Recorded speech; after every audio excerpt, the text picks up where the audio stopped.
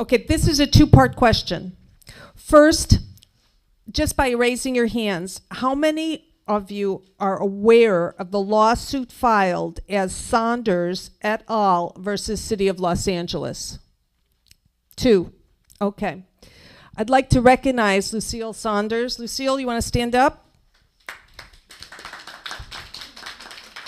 Okay. Lucille, would you like to just, in a nutshell, tell us what you did? I, with the La Brea, can everyone hear me? Yeah. La Brea Willoughby Coalition, and now throughout the city we have 10 other homeowners organizations who have supported us in a lawsuit to mandate the city follow the charter of an annual report on the infrastructure before projects and developments are approved. The last audit was done in 1998. We're in court now and we're doing very well. Thank you.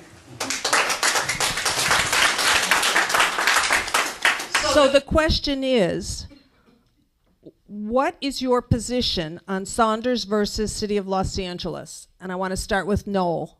Thank you. My position is... you have 60 seconds. 60 instead of 90. Okay. Well, my position is, in short, I absolutely support what Lucille is doing. And there's, by the way, another companion lawsuit that was filed by Jim O'Sullivan. The name escapes me at the moment. But in any event, yes, no question. What we have, this is a classic example, by the way, of the city attorney not really representing the people.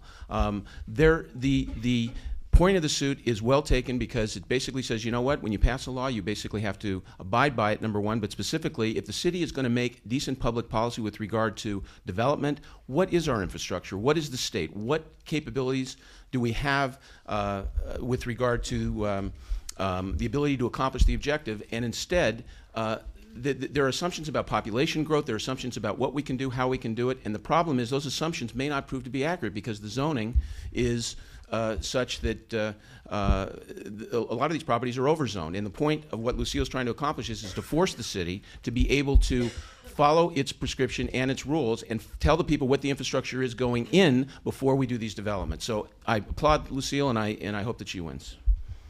Okay, and Nutch, you're next. Okay. A deal is a deal. The city made a deal with the people to provide a report. They didn't do it.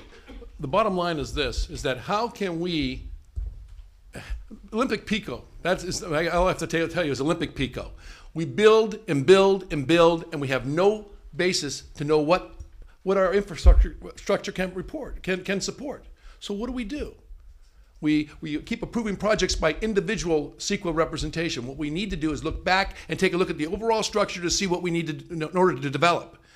If we don't have a basis, a knowledge of what the basis is in our city in terms of the infrastructure, all we're going to end up having is more congestion. You're going to see it in SB 1818. You're going to see it in Proposition U being overturned. All that goes back to development. This infrastructure report has to be produced every single year so the council will have knowledge as to what they can approve and what they shouldn't approve. Thank you. Michael. Well, I can answer this in less than 60 seconds.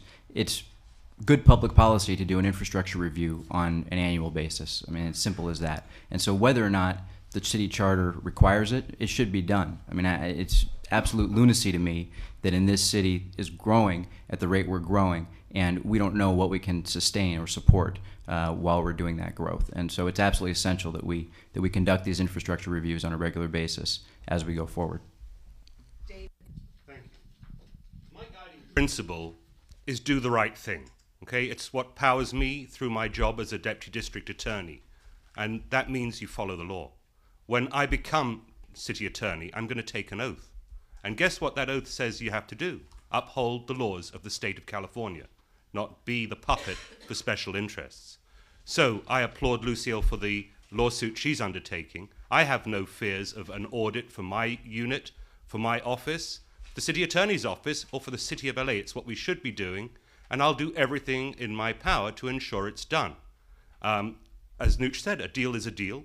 This is what we're supposed to do. If it's the law, you follow it. There's really no question about it. And what we've seen historically is a city attorney who decides to do what the mayor tells him to do is best for him.